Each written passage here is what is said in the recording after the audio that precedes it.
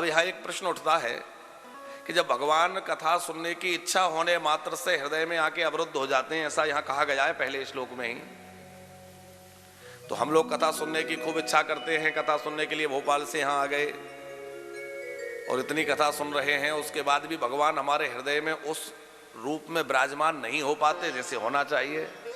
उसका प्रयोजन क्या है, उसका कारण क्या है? उसका कारण यह है कि हम लोग कथाएं तो खूब कह रहे हैं, सुन रहे हैं, लेकिन कहीं ना कहीं उस कथा कहने में और सुनने में प्रयोजन क्या है? वह भगवत प्राप्ति नहीं होकर के लोकेशणा, वित्तृष्णा या पुत्रष्णा उसके मूल में है। हम लोकेशणा चाहते हैं, हमारे मन में है कि हमारी खूब प्रसिद्धि हो जाए, हमें खूब लोग जान जाएं। किसी के मन में है कि खूब हमारा बिजनेस चल जाए, दुकान चल जाए। किसी के मन में है कि घर में संतति हो जाए, ये हो जाए, वो हो जाए। तो लोकेशणा, वित्तृष्णा, पुत्रष्णा, ये तृष्णाएं हमें जीवन में जो है उस परम तत्व से वंचित रख देती हैं। भगवान आते तो है हृदय में, लेकिन रुकते नहीं। कैसे?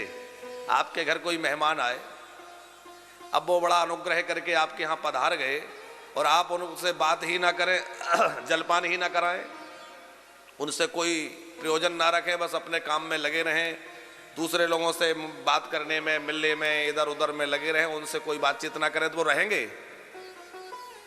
कोई बहाना बना के बोले अब वो जरूरी काम आ गया, अब हमें जाना है, तो चले जाएंगे।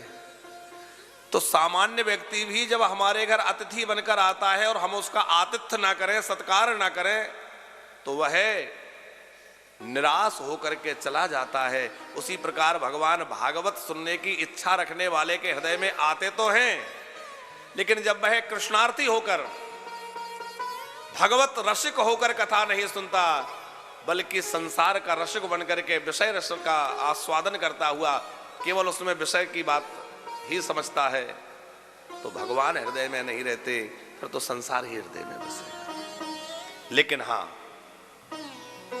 एक बात है, सुनते रहिए, क्योंकि अंतःकरण की शुद्धि के अनेक साधन हैं। उन समस्त साधनों में सबसे श्रेष्ठ साधन है भगवान की कथा।